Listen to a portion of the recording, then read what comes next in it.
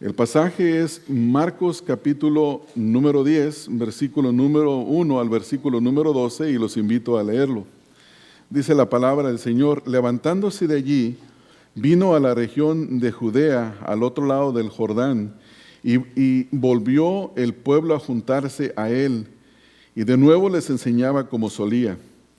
Y se acercaron los fariseos y le preguntaron para tentarle si era lícito al marido repudiar a su mujer. Él respondiendo les dijo: ¿qué os mandó Moisés? Ellos dijeron: Moisés permitió dar carta de divorcio y repudiarla. Y respondiendo Jesús les dijo: por la dureza de vuestro corazón os escribió este mandamiento. Pero al principio de la creación, varón y hembra los creó Dios. Por esto dejará el hombre a su padre y a su madre, y se unirá a su mujer, y los dos serán una sola carne. Así que no son ya más dos, sino uno. Por tanto, lo que Dios unió, lo que Dios juntó, no lo separe el hombre. En casa volvieron los discípulos a preguntarle de lo mismo, y les dijo: cualquiera que repudia a su mujer y se casa con otra, comete adulterio contra ella. Y si la mujer repudiada a su marido, y si la mujer repudia a su marido y se casa con otro, comete adulterio. Hasta ahí nada más, hermanos. Es muy obvio que el tema de esta porción de la Escritura es el repudio, el divorcio. 4 veces se menciona la palabra ahí, y por esa razón el tema es evidente. En esta porción de la Escritura nosotros encontramos la visión bíblica de Jesucristo acerca del divorcio. Y es importante para nosotros porque en nuestros días nosotros vivimos en una sociedad que no estima el matrimonio. Cuando una pareja está en conflictos el uno contra el otro, en lugar de perdonarse, recibirse, prefieren muchas veces separarse. Y hay una frase que es muy típica cuando personas que se separan son conocidas en el mundo del espectáculo. Ellos dicen: nos separamos porque no podemos tener una reconciliación, diferencias irreconciliables. Y esa es la frase popular que mucha gente adopta aún en el día de hoy. El divorcio en nuestros días ha perdido el estigma que tenía. Por ejemplo, cuando yo era niño, recuerdo que si alguien se divorciaba, las personas divorciadas tenían un estigma sobre ellos. Y caminaban por las calles y la primera cosa que venía a la mente es: mira, ahí viene la divorciada, o mira, ahí viene el divorciado. Hoy en día ese estigma se ha borrado por completo. Incluso se puede casar 1, 2, 3, 4, 5 veces. Yo conozco una persona cercana que ya va por su 5º matrimonio, y como si no ocurriera absolutamente nada. No tiene ninguna conciencia de lo que es esto. Sin embargo, en el día de hoy nosotros vemos que el matrimonio para muchos es como nada. Es totalmente lo que encontramos en la palabra de Dios. En la palabra de Dios encontramos que el matrimonio es de una gran estima, porque el matrimonio no es el invento del hombre. El matrimonio es el diseño de un Dios infinito en sabiduría. Es lo que desde el principio Él planeó y llevó a cabo. Es el fundamento de una sociedad. Es el bienestar para la familia, es el bienestar del uno para el otro, y tiene una gama inmensa de cosas que le hacen del matrimonio algo bueno. Cuando vamos a la palabra de Dios, por el contrario, la Biblia nos dice que el matrimonio fue instituido por Dios, como ya lo mencioné hace un momento. La Biblia nos dice que el matrimonio es el plan divino, es decir, que Dios en su infinita sabiduría planeó crear un hombre, una mujer, para unirlos juntos el matrimonio, para que estuvieran por la eternidad.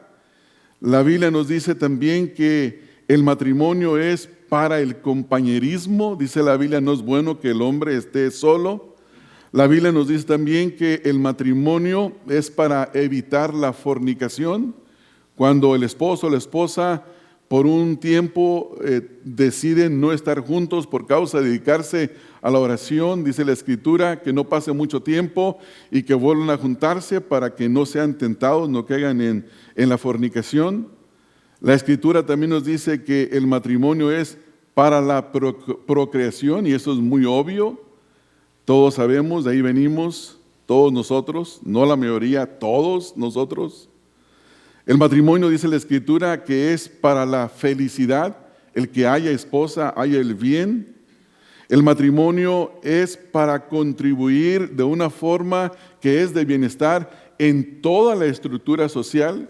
Cuando usted tiene un matrimonio donde el padre y la madre, cada uno ejecutan sus roles, especialmente sobre la vida de los hijos, usted tiene una sociedad donde hay menos crimen, hay una mayor productividad. De una forma se beneficia más una sociedad cuando el matrimonio está intacto.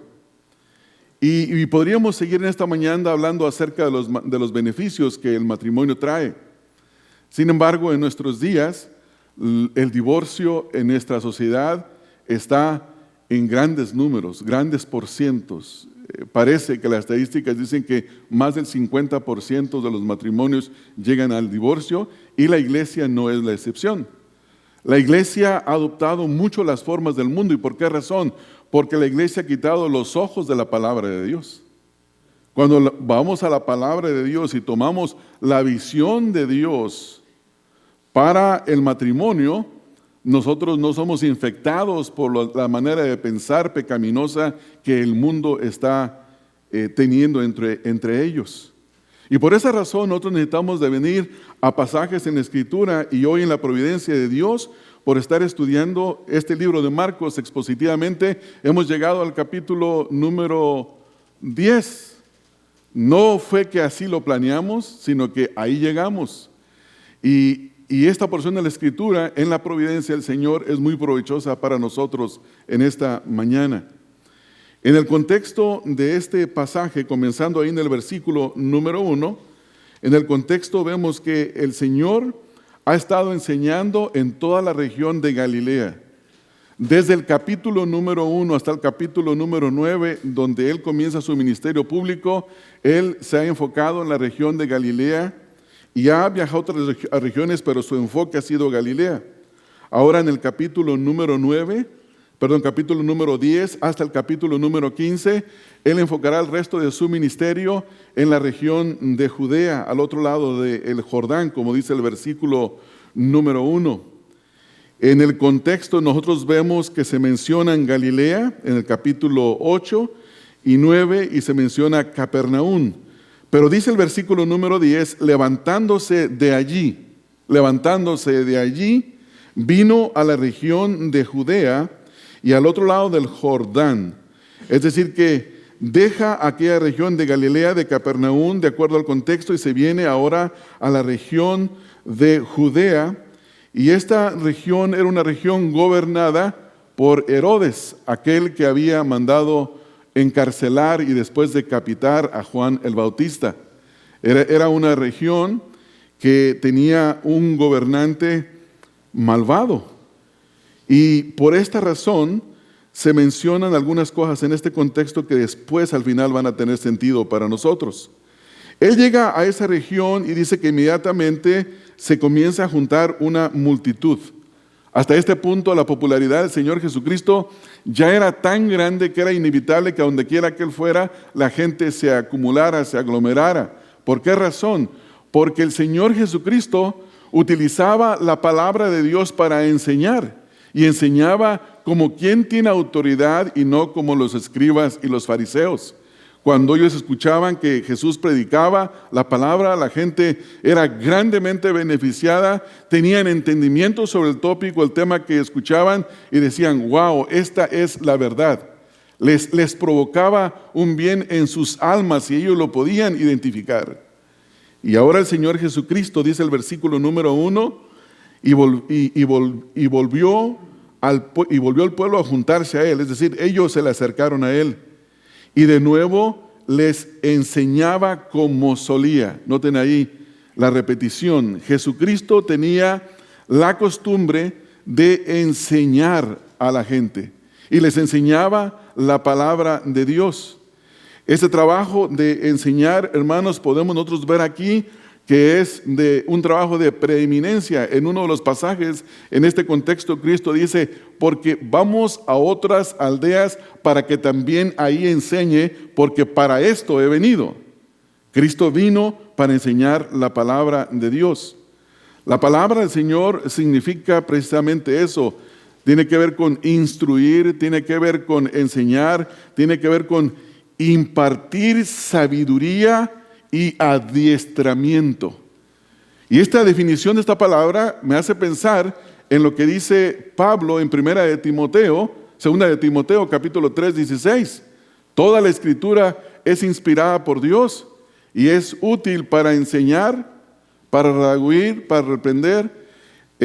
¿Y cuál es la última característica, hermanos? Es enseñar, redarguir, reprender y corregir, a fin de que el hombre esté enteramente preparado para toda buena obra. O sea que la palabra de Dios es lo que capacita, instruye, trae beneficio a la vida. Y esto es lo que el Señor Jesucristo está haciendo. Ahora tenemos que entender que en este contexto había líderes religiosos, que eran los escribas y los fariseos, que enseñaban a la gente. Pero ellos, a diferencia del Señor Jesucristo, no tomaban la palabra de Dios como la fuente de su enseñanza, sino más bien que ellos estaban fundamentando su enseñanza en la interpretación que los ancianos tenían acerca de la ley. Por esa razón no había ninguna autoridad en ellos. La enseñanza aquí, el Señor Jesucristo, es una de sus principales funciones que Él ya ha venido haciendo y que no ha dejado de hacer. Por ejemplo, en Mateo 4, 23 dice, y recorrió Jesús toda Galilea enseñando en las sinagogas de ellos y predicando el evangelio del reino y sanando toda enfermedad y toda dolencia en el pueblo. En el mismo Mateo 9:35 dice, recorría Jesús todas las ciudades y aldeas enseñando en las sinagogas de ellos, predicando el reino y sanando a toda enfermedad y toda dolencia en el pueblo. Entonces el Señor enseñaba no solamente en las aldeas, dice la Escritura que enseña en las sinagogas, enseña en el templo y enseña también al aire libre. No había un lugar que el Señor no llegara. Si es una casa, enseñaba. Si entraba al templo, enseñaba. Si estaba en la calle, enseñaba. Si estaba en las aldeas públicamente, enseñaba. No existía un solo lugar en el que el Señor no enseñara. Y la forma de su enseñanza era como la enseñanza típica de un rabino. Los rabinos acostumbraban a enseñar sentados. Vemos esto, por ejemplo, cuando el Señor Jesucristo entra en el libro de Lucas, en el capítulo número 4, que lee el rollo de la escritura del profeta Isaías, habla que eso se ha cumplido, y él tiene una forma en la que todos los rabinos enseñaban y se sentaban. El material, como ya lo mencioné hace un momento, del Señor Jesucristo era el lema de los reformadores: sola escritura. Por eso los reformadores tenían este eslogan, que sale una doctrina completa, solo escritura, porque la misma escritura enseña que solo la escritura se debe de enseñar. Y por esa razón Jesucristo enseñaba solo la escritura. Entonces el Señor Jesucristo está enseñando. El Señor Jesucristo está enseñando esta región. Y esto me hace pensar en algunos principios que nosotros debemos de aplicar a nuestra vida.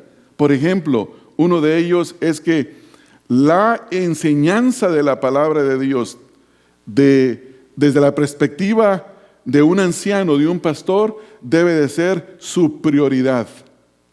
La enseñanza de la palabra de Dios, desde la perspectiva de un miembro de la iglesia, debe de ser su prioridad.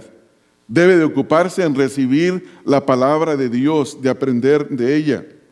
Esto me lleva a otro principio, que la mayor forma de preocupación de una persona por otra, o la mayor forma de compasión de una persona por otra, es enseñar la verdad de la palabra de Dios. No puede haber mayor bien que se le puede hacer a alguien que enseñarle la palabra de Dios. Es decir, que podríamos decir que la enseñanza de la palabra de Dios es un acto misericordioso, es un acto compasivo que viene directamente del corazón de Dios y pasa por el corazón del expositor a través de la palabra de Dios. Y es la mayor forma de demostrar esa compasión, ese deseo de bienestar para las personas. Y esto, hermano, nos lleva al punto número 2, en el versículo número 1, que en realidad en el primer versículo vimos lo que está pasando, el escenario. Siempre vemos en una historia quién, qué, cómo, cuándo, dónde, qué es lo que está ocurriendo. Entonces Jesús llega de un lugar a otro, a la región de Judea. La gente lo ve y se aglomera y Él comienza a hacer lo que siempre hacía, enseñarles. Entonces Jesús está enseñando la palabra de Dios. Luego en el versículo número 2 viene un enfrentamiento con sus enemigos acérrimos, los fariseos, los escribas. Dice el versículo número 2, y se acercaron los fariseos y le preguntaron para tentarle si era lícito al marido repudiar a su mujer. Noten que ellos no son como el resto de las personas. El resto de las personas quieren venir para aprender de Cristo, la palabra de Dios. Ellos no, ellos vienen con una intención malévola, con un deseo pecaminoso, un deseo que nace en el corazón de Satanás, que Satanás siempre buscará intervenir en toda congregación que enseñe la palabra de Dios. Mientras más se enseñe la palabra de Dios, el ataque de Satanás más se intensificará. Porque Satanás no quiere que una congregación conozca la verdad, porque es la verdad la que nos libera, es la verdad la que nos santifica, es la verdad la que nos equipa. Y por esa razón siempre hay ataque, y aquí vemos el ataque de parte de los fariseos. Ellos ven que la gente está acumulándose y tenemos que entender el contexto. Ellos son los maestros de Israel. ¿Se recuerdan en Juan capítulo número 3? Juan capítulo 3, cuando Nicodemo le habla a Jesús a Nicodemo y no entiende las cosas, dice, ¿eres tú maestro de Israel? Los fariseos enseñaban al pueblo y ellos se supone que sabían, pero ellos no quieren saber de Jesús, ellos quieren tentarle. Y la palabra tentar significa, tiene la idea aquí en este contexto como descubrir qué piensa Jesús acerca de este tópico. ¿Qué es lo que Jesús piensa acerca del divorcio? Pero no es que a ellos les interese saber la verdad. Ellos, según ellos, ya conocían la verdad, aunque estaban equivocados. Ellos conocían la interpretación de los ancianos. Pero la pregunta que nos hacemos es, ¿por qué los fariseos se acercan a preguntarle si era lícito al marido repudiar a su mujer? Hay algunas respuestas que nos son dadas en el contexto del Evangelio, y una de ellas es que no lo querían que fuera maestro de Israel, lo querían matar. Pero en este contexto, una de las posibilidades que existen es que Jesús se encuentra en la tierra de Herodes, donde Herodes tiene la autoridad. Y una posibilidad es que ellos querían que Jesús expresara una interpretación conservadora de lo que Deuteronomio 24, 1 al 4 decía. De esta manera, quizás, si hablaba mal implícitamente o implicadamente acerca del matrimonio de Herodes con esta mujer que era mujer de su hermano, han de haber dicho los fariseos, posiblemente venga y también lo decapite y nos deshacemos de nuestro enemigo. Y si él da una expresión o una interpretación liberal, lo ponen contra el pueblo. El punto es que para ellos, no importa cuál fuera la respuesta, según ellos iban a ser beneficiados, iban a lidiar contra su enemigo, el Hijo de Dios. Entonces aquí Marcos nos está hablando de esto. Dice, ellos vinieron para tentarle, es tratar de hacerlo caer en alguna trampa, y ellos, como ya lo mencioné, querían deshacerse de él, querían que la gente no escuchara lo que él tenía que decir. Y estas son las dos posibilidades presentadas. Y de hecho, estas posibilidades no las inventé yo, no las pensé yo. Esto es lo que la mayoría de los comentaristas bíblicos dicen, que existen estas dos posibilidades. Otro comentarista bíblico dice, por otra parte, es posible que los fariseos estuvieran tendiendo una trampa teológica. En aquella época había una controversia teológica en curso entre los rabinos sobre el matrimonio y el divorcio, y una controversia que tenía que ver con la comprensión de la legislación del Antiguo Testamento con respecto al divorcio, en lo que leemos en Deuteronomio 24, 1 al 4. Y aquí establece ciertas reglas en materia al divorcio. Y hasta ahí llega la cita del comentarista. Entonces, el propósito de estos es hacerlo caer. Ellos quieren que él caiga. Ahora, vean otra vez el versículo, hermanos. Versículo número 2. Le preguntaron para tentarle si era lícito al marido repudiar a su mujer. Ellos tienen en mente este versículo que ya mencioné, el cual les invito a que lo leamos. Dice, cuando un hombre toma una esposa, Deuteronomio 24, 1 al 4, y se casa con ella, y sucede que ella no encuentra gracia a sus ojos porque él ha hallado alguna impureza en ella. Piensen en esta palabra, porque esta es la palabra clave de todo el argumento. ¿En qué significa que un hombre encuentre una impureza en su esposa?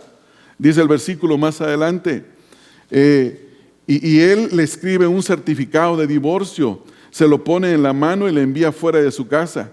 Cuando ella se ha alejado de su casa y va y se convierte en la esposa de otro hombre, si este último marido la aborrece y le escribe un certificado de divorcio, se lo pone en la mano y la expulsa de su casa.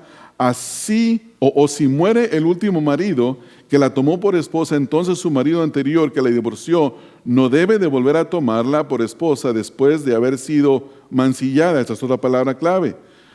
Porque eso es una abominación ante Jehová. Entonces, este es el pasaje que se está discutiendo. Ellos tratan de citar el pasaje, pero vean en el versículo número 3, donde dice, él respondiendo les dijo, y la respuesta es, ¿qué les mandó Moisés? Cuando el Señor Jesucristo les dice, ¿qué les mandó Moisés?, tiene en mente este pasaje de la Escritura. Y esto lo sabemos, por ejemplo, si usted tiene una Biblia de las Américas o una Nueva Biblia de las Américas, se van a dar cuenta que un poco más adelante hay con estas capitales las citas del Antiguo Testamento. Pero aquí se refiere a esto que está aquí en mente. Entonces el Señor Jesucristo dice, ¿qué os mandó Moisés? ¿Qué quiere decir Moisés en Deuteronomio 24:1? Que si el hombre encuentra una impureza en la mujer, le puede dar una carta de divorcio. Bueno, había en ese tiempo, hermanos, lo que se le llamaba dos grandes escuelas. Había una escuela liberal y una escuela conservadora. La escuela liberal era de un rabino llamado Hillel, y los israelitas adoptaron una visión mucho más amplia de la impureza mencionada en Deuteronomio 24. Y esto es lo que ellos decían. Decían que se refería a cualquier cosa que la mujer cometiera con el hombre. Decían que se refería a cualquier cosa que una mujer hiciera que avergonzara, deshonrara o simplemente disgustara a su marido. Así la escuela Hillel permitía el divorcio prácticamente por cualquier motivo. En la época de Jesús la opinión predominante era la de la escuela de Hillel, razón por la cual Herodes Antipas pudo salirse con la suya con su divorcio ilegítimo. Final de la cita. Entonces tenemos que entender que estos que vienen al Señor Jesucristo están en un contexto en el que predominaba la maldad por ser tan liberales en cuanto al asunto del divorcio. Cualquier cosa era causa para divorcio. Me quemó la comida, me ha deshonrado. Salió a la calle vestida de esta manera, me ha deshonrado. Se paró en la esquina a hablar, me ha deshonrado. Cualquier cosa era un motivo para repudiarla. Había otra escuela, y esta otra escuela era más conservadora y decía que no se le podía divorciar por cualquier cosa, excepto que se encontrara lo que dice el versículo 24, una impureza en ella o algo indigno, y generalmente tenía que ver con la inmoralidad, o también con el significado de la palabra, que esta palabra que mencionamos en el capítulo 24, uno dice impureza, tiene dos significados. Uno es desnudez y el otro tiene que ver con disrupción. Entonces, la idea es que en aquel tiempo no se podían poner de acuerdo qué es lo que esto significaba, porque la desnudez ahí no dice como dice en el Nuevo Testamento. Pero hermanos, yéndonos al capítulo número 19, que es el pasaje paralelo, el Señor Jesucristo interpreta para nosotros Mateo 24:1, y ahí no hay fallo. El capítulo 19 que leyó nuestro hermano Juan, nos dimos cuenta que leyó todo este versículo, del versículo número 1 al versículo número 12, y aquí encontramos que dice en el versículo número 8, dice, Él les dijo, por la dureza de vuestro corazón Moisés os permitió repudiar a vuestras mujeres, mas al principio no fue así. Y yo os digo, escuchen esto, que cualquiera que repudia a su mujer, salvo, o puede decirse, excepto por causa de fornicación, y se casa con ella, adultera, y el que se casa con la repudiada, adultera. Aquí está hablando de fornicación. Pero la palabra fornicación no significa adulterio directamente. La palabra fornicación aquí es de donde nosotros tomamos la palabra pornografía, que viene siendo con inmoralidades descriptivas. Entonces, la palabra pornea que está mencionando el Señor Jesucristo aquí implica toda la gama de pecados sexuales, desde el homosexualismo, el lesbianismo, el adulterio, las relaciones sexuales antes del matrimonio. Es todo lo que abarca esta palabra. Entonces, aquí la interpretación en este caso es que se puede pensar que si la mujer comete una fornicación que tiene que ver con algo inmoral, esa es la cláusula de excepción, la única excepción que la Biblia da. Y eso es lo que Moisés quería decir en el capítulo 24, en el versículo número 1. Sin embargo, hermanos, nosotros debemos de entender lo que este pasaje está diciendo. Y quiero hacerles una recomendación para los que pueden descargar artículos en el internet. Vayan a la página de Gracia a Vosotros en español y descarguen un artículo que está en español y también está en inglés si lo quieren buscar en Grace to You. Creo que este artículo va a ayudar mucho a poder entender la interpretación de Deuteronomio 24:1. ¿Qué es lo que estaba diciendo Deuteronomio 24:1? Porque hay una interpretación de que Dios está concediendo por Moisés el adulterio, la separación, el divorcio, que en alguna forma Dios está tomando parte en eso, que en alguna forma, en alguna esquinita, en el corazón de Dios, aunque Él es tan celoso y dice que odia el divorcio y que desde el principio la intención no fue así, en alguna forma Dios está permitiendo, pero Deuteronomio 24 no enseña que Dios está permitiendo. Dios no está permitiendo. No es Dios quien permite y que dice, sí está bien el divorcio.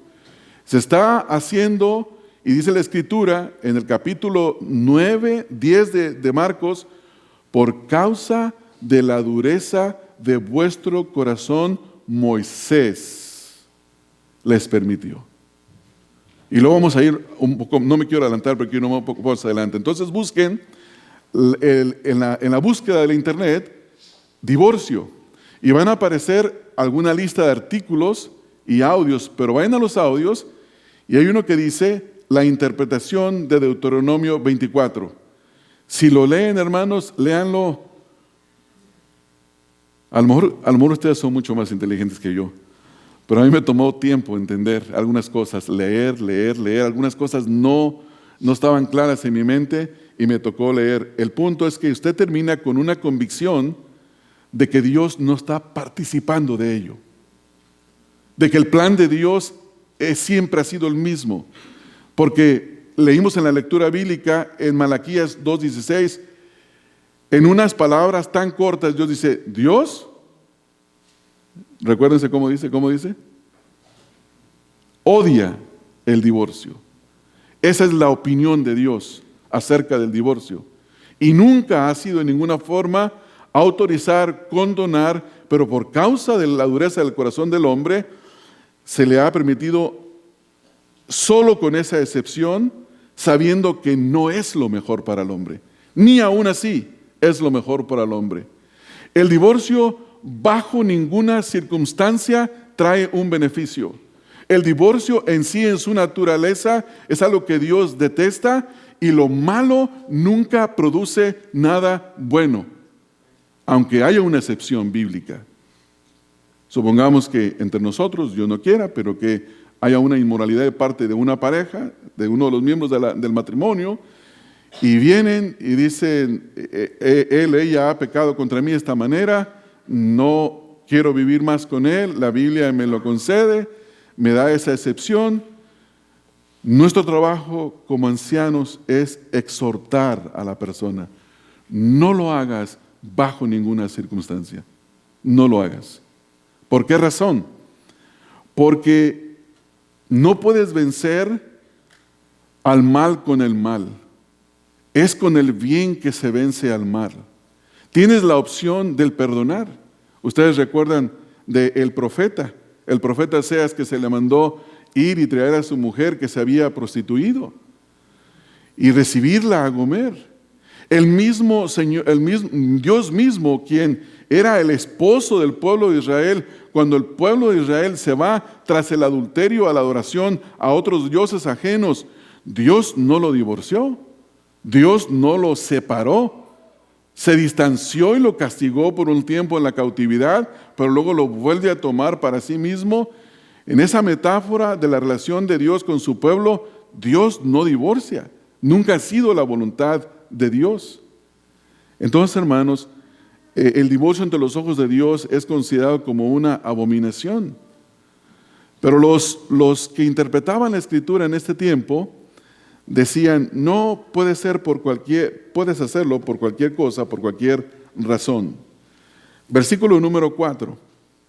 Dice, ellos le dijeron, Moisés permitió dar carta de divorcio y repudiarla. O sea que ellos, interpretando incorrectamente lo que habían aprendido de los fariseos, decían que Moisés lo permitió en darle carta y despedirla, o sea, divorciarse de ella. Recuerden, hermanos, que esto no es lo que dice la Escritura, esta es una interpretación de los rabinos y aquí es donde viene el problema. Cuando nosotros tomamos la Biblia y la malinterpretamos, hermanos, echamos a perder el beneficio de la palabra de Dios para nosotros. Cuando la interpretamos correctamente es cuando la Biblia trae su efecto poderoso a la vida de las personas. Y por esa razón ellos vivían así. Ellos vivían de esta manera en la que, como ya mencioné, estas escuelas que uno dice, no, sí lo puedes hacer, otros no, ten cuidado en hacerlo. El punto era que la opinión pública estaba muy favorecida en ese tiempo a divorciar a las esposas.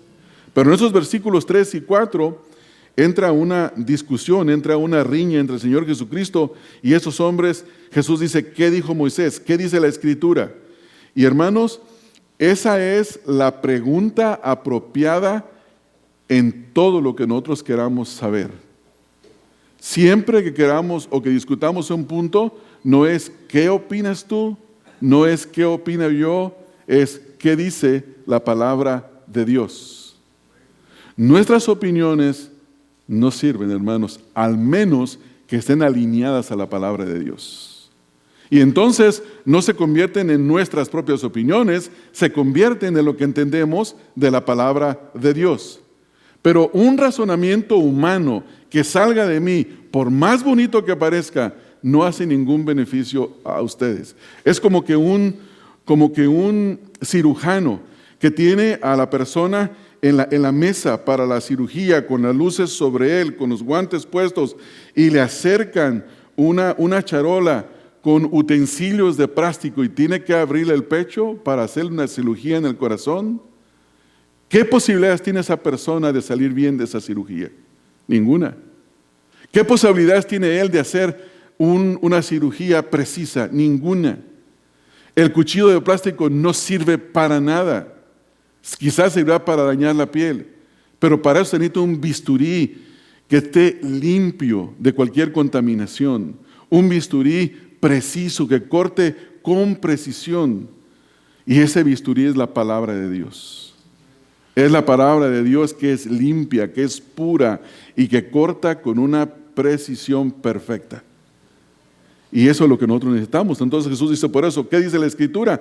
Y ellos le responden, no con lo que dice la Escritura, ya lo mencioné, sino con lo que decían los ancianos. Y dicen, bueno, Moisés permitió dar carta de divorcio y repudiarla. ¿Cuál es la respuesta del Señor Jesucristo en cuanto a esto? ¿Qué dice el Señor Jesucristo en este versículo número 5? ¿Cómo ve el Señor Jesucristo el divorcio? Y la visión bíblica de Cristo en el divorcio es que el divorcio es una expresión de la dureza del corazón.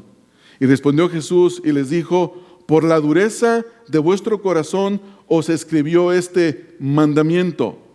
Pero no el mandamiento que ellos están mencionando. Está hablando de Deuteronomio 24 en una forma correcta de interpretación. No lo que ellos están diciendo. Y eso es lo que nosotros tenemos que tener en cuenta. El Antiguo Testamento no ordena el divorcio si dos personas están de acuerdo. El Antiguo Testamento no ordena el divorcio. El Antiguo Testamento da una posibilidad para que una persona se divorcie si hay una causa precisa que está de acuerdo a la interpretación correcta de Mateo. Y eso es importante de entenderlo, hermanos. La ley en el Antiguo Testamento era como dice un comentarista. Ayer me encontré una palabra que es la primera vez que yo la escucho, y es la palabra laxa. Y le dije a mi esposa, ¿qué significa laxa? Y fuimos al diccionario, significa floja, suelta. ¿Qué es un laxante? ¿No? Lo que ayuda a que el estómago se suelte. La ley no era suelta, la ley era muy rígida. La ley no la podían doblar, la ley es rígida y por esa razón no se podía moldear al gusto de la persona. No se podría hacer una interpretación personal, sino la interpretación correcta de lo que la Escritura decía. Entonces Jesús vio el divorcio como una dureza del corazón del hombre. Y dice, por la dureza de vuestro corazón les escribió Moisés esto, y lo que dice en Mateo, excepto. Y noten que Jesús aquí está diciendo, se puede decir que hay tres cosas acerca de la dureza del corazón, de lo que el Antiguo Testamento dice acerca del divorcio. Primero, el divorcio es una concesión por causa de la dureza del corazón del hombre, no la voluntad de Dios. Nadie se divorcie pensando que porque la Biblia dice, excepto por causa de fornicación, está haciendo la voluntad de Dios. No está haciendo la voluntad de Dios. Eso tiene que quedar muy claro. Segundo, el divorcio solo se permitía porque el corazón del hombre era duro, es decir, es pecador. Si una persona se divorcia por la cláusula de excepción, que no camine con el pecho alto diciendo, tengo el derecho de divorciarme. No, eres un pecador. Eres un pecador. Tercero, el divorcio nunca fue querido o deseado y no era el propósito de Dios. Y esto nos conecta con los versículos que siguen. Vean el versículo número 6. Pero al principio de la creación, varón y hembra los hizo Dios. Esta es la primera parte que debemos de considerar. En el principio, no fue como en Deuteronomio 24:1. En el principio, el intento de Dios, lo que hay en la mente de Dios es crear a un hombre y a una mujer que son compatibles para la unión matrimonial. O sea que podemos decir nosotros que el matrimonio nace en la infinita y sabiamente de Dios. Es el invento de Dios. Es la concepción de Dios. Y es para toda la vida. Es tanto un hombre como una mujer. Dice el versículo ahí. Versículo 7. Por esto deberá el hombre dejar a su padre y a su madre y se unirá a su mujer. Y los dos serán una sola carne, así que no son ya más dos, sino uno. Se han convertido en uno. Y por tanto, lo que Dios juntó, no lo separe el hombre. Esta es la voluntad de Dios del principio. Lo que Dios ha juntado, no lo separe el hombre. No hay divorcio hecho a la voluntad de Dios. No hay divorcio que agrada a Dios. El divorcio siempre ha sido algo despreciado por Dios. Entonces, primero vemos aquí, hermanos, que Jesús fue directo, porque vemos aquí en los versículos 6 al 9, que Él fue directo y cita la Escritura, el Antiguo Testamento. Y de ahí el Señor Jesucristo está extrayendo la verdad para enseñar la voluntad de Dios. Noten que va a la Escritura y ahí toma la verdad, la extrae y nos enseña lo siguiente. En primer lugar, por cuanto el matrimonio es una unión que es indisoluble entre un hombre y una mujer, según Mateo 19:4 y el pasaje que estamos leyendo aquí, Jesús da una respuesta con un grado que tiene una especie como de reproche para los fariseos. En el principio no fue así. Esto es un asunto de ustedes, no es la voluntad de Dios. En Mateo capítulo 19:4, el Señor Jesucristo no les dice qué dice Moisés. Les dice, ¿no habéis leído? Y cuando la Biblia dice, no habéis leído, hermanos, no quiere decir que una persona diga, sí, yo leo la Biblia una vez al año, yo ya lo leí, no me acuerdo qué dice, pero ya lo leí. No, está diciendo, ¿no comprendes la verdad que está ahí?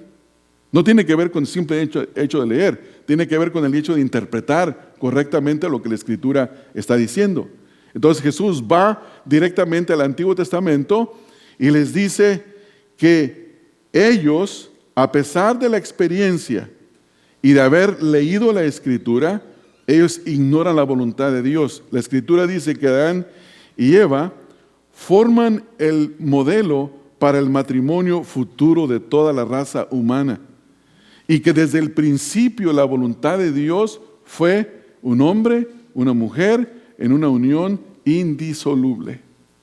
O sea que creo, hermanos, que nosotros en esta mañana, si hay algo con lo que debemos salir, es que el matrimonio nunca es una opción. Perdón, el divorcio. Bocón. Hable bien. Sí, el divorcio nunca es una opción. Segundo,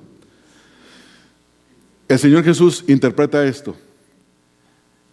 Hay una palabra que ustedes la ven y dice que el hombre dejará a su padre y madre y la palabra es se unirá, se unirá. Esta palabra tiene la nota de tener que hay un vínculo que es tan aferrado que no se puede separar en ninguna forma. Es como, ¿conocen las garrapatas, hermanos? Sí. Es como una sanguijuela, ¿no? Una garrapata, una sanguijuela que se mete ahí y agarra y chupa sangre y no se va a ir por ninguna razón, aunque sí las podemos quitar. Pero es la idea de adherirse, es la idea de pegarse a tal punto que llega un punto en que es indisoluble, no lo puede separar. Esa es la idea de unirse. Sigue el Señor Jesucristo hablando aquí, donde dice, los dos serán una sola carne. Por cuanto es una unión que es inquebrantable, que es indisoluble, se convierte en lo que dice la Escritura ahí, el esposo y la esposa llegan a ser una sola carne y dejan de ser dos. Vean la idea, hermanos, piensen por un momento. Dejaron de ser dos, no son aptos para la separación. ¿Sí lo vemos, hermanos? Son uno. Ya no se puede dividir. Esto es ya inseparable. Es como si usted toma dos clases de metales que se pueden fusionar y que se disuelven entre sí y se fusionan. No hay forma de separarlos. Bueno, yo no soy ingeniero metalúrgico, ¿verdad? Alguien va a decir, fíjate que sí se pueden separar. Tampoco, ¿verdad? No se pueden separar. ¿Cómo dijo? Se echa a perder la unión. Me salió buena la ilustración esta vez, ¿no? Sí.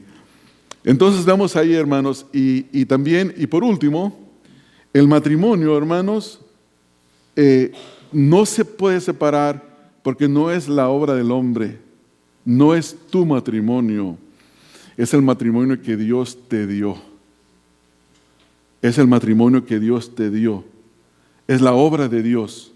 Todo matrimonio, hermanos, es un acto divino por el cual se concede a un hombre y a una mujer esa gracia común de poder unirse, dada por Dios. Por eso el matrimonio se debe tener en una alta estima. Si entendemos estas cosas, nuestras relaciones matrimoniales mejorarán muchísimo. Veremos a nuestras esposas como coherederas de la vida, como nuestras ayudas idóneas, como a nosotros mismos. Por eso dice Pablo que el que ama a su mujer a sí mismo se ama. Es que es uno con la mujer.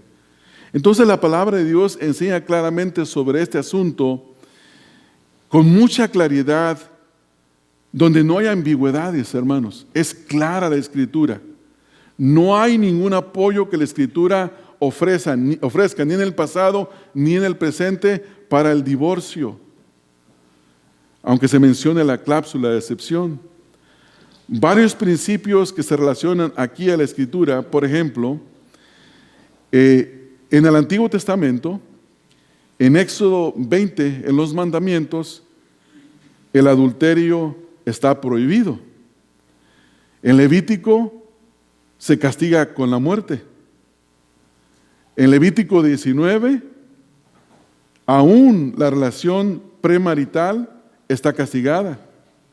En Mateo capítulo número 5, en el versículo número 28, un cónyuge ni siquiera puede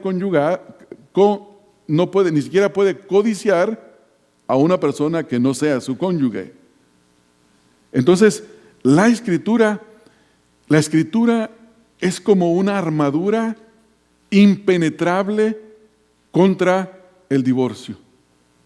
Protege el matrimonio del divorcio y Dios lo expresa de una y otra forma, a tal punto que no debería de quedar dudas en nuestra mente cuando nos pase un pensamiento de divorcio, de quitarlo de inmediato de nuestra mente pecadora, porque Dios está repudiando ese pensamiento que estamos teniendo. Y que nunca consideremos que el hecho, porque hay una cláusula que da una excepción por causa de la fornicación, que no nos alegre pensar que tenemos una salida. No es una salida a una vida mejor, hermanos. Es una salida, aunque dada por Dios por causa del corazón, de la dureza del corazón, no es la voluntad de Dios. Ahora, ¿es perdonable el divorcio? Sí. La Biblia dice que el único pecado imperdonable es la blasfemia contra el Espíritu Santo. ¿Cómo debe de tratar la iglesia a los que se han divorciado? Con amor, edificándolos, buscando edificarnos unos a otros,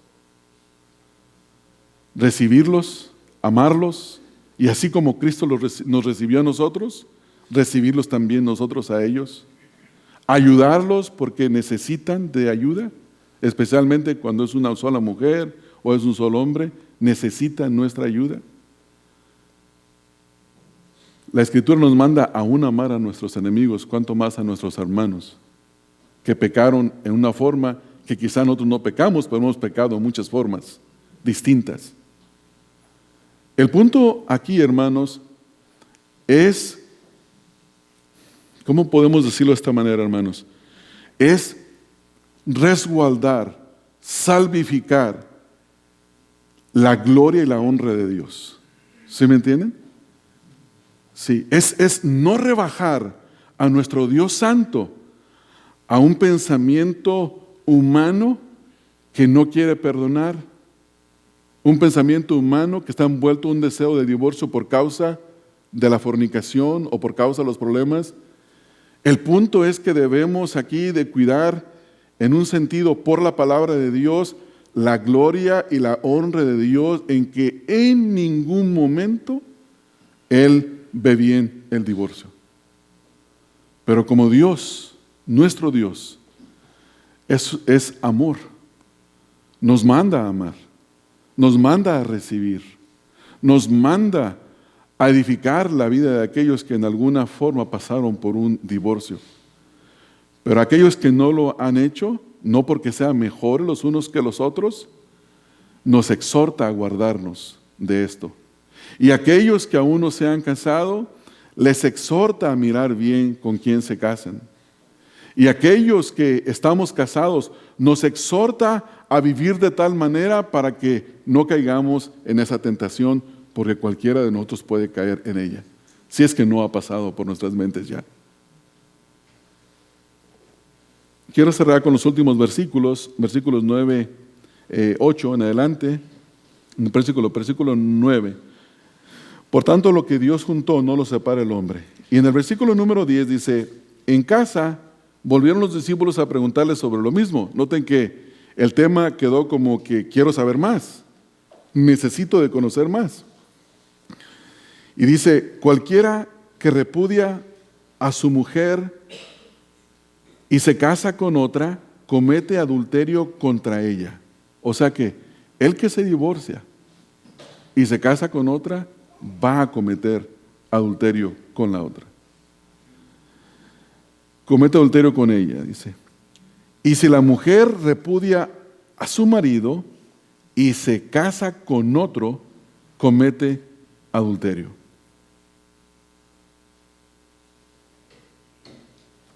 En Mateo 19, quiero leer con ustedes, porque es el pasaje paralelo a este, algo que creo que nos ayudará a comprender un poco de una mejor forma, y quiero terminar con esto, hermanos.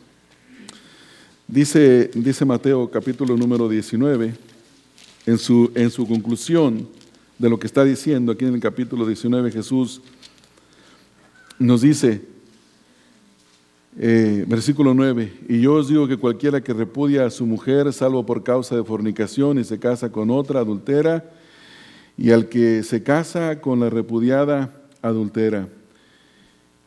Le dijeron sus discípulos, si es así la condición del hombre con su mujer, no conviene casarse.